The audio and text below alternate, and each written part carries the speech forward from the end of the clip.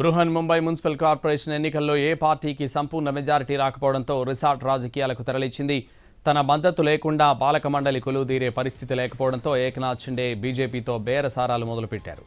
అందులో భాగంగా తన కార్పొరేటర్లను ఓ 5 స్టార్ హోటల్కు తరలించారు. ఏకంగా బీఎంసీ మేయర్ పదవి కోసమే బీజేపీ ముందు షిండే డిమాండ్ పెట్టనున్నట్లు సమాచారం.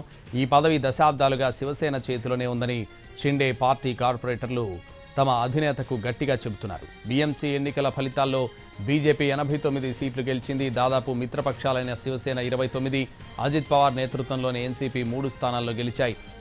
227 వార్డులున్న బీఎంసీలో మేయర్ సీట్ దక్కించుకోవాలంటే 114 మంది మద్దతు అవసరం.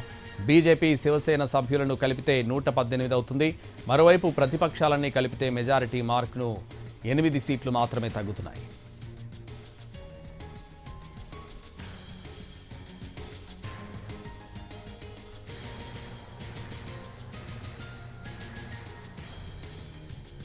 బృహన్ ముంబై మున్సిపల్ కార్పొరేషన్ ఎన్నికల్లో ఏ పార్టీకి సంపూర్ణ మెజారిటీ రాకపోవడంతో రిసార్ట్ రాజకీయాలకు తెరలిచ్చింది. తన మద్దతు లేకుండా పాలక మండలి కొలువుదీరే పరిస్థితి లేకపోవడంతో ఏక్నాథ్ షిండే బీజేపీతో బేరసారాలు మొదలుపెట్టారు. అందులో భాగంగా తన కార్పొరేటర్లను ఓ 5 స్టార్ హోటల్కు తరలించారు. ఏకంగా బీఎంసీ మేయర్ పదవి కోసమే బీజేపీ ముందు షిండే డిమాండ్ పెట్టనున్నట్లు సమాచారం. ఈ పదవి దశాబ్దాలుగా శివసేన చేతిలోనే ఉందని షిండే పార్టీ కార్పొరేటర్లు తమ అధినేతకు గట్టిగా చెబుతున్నారు.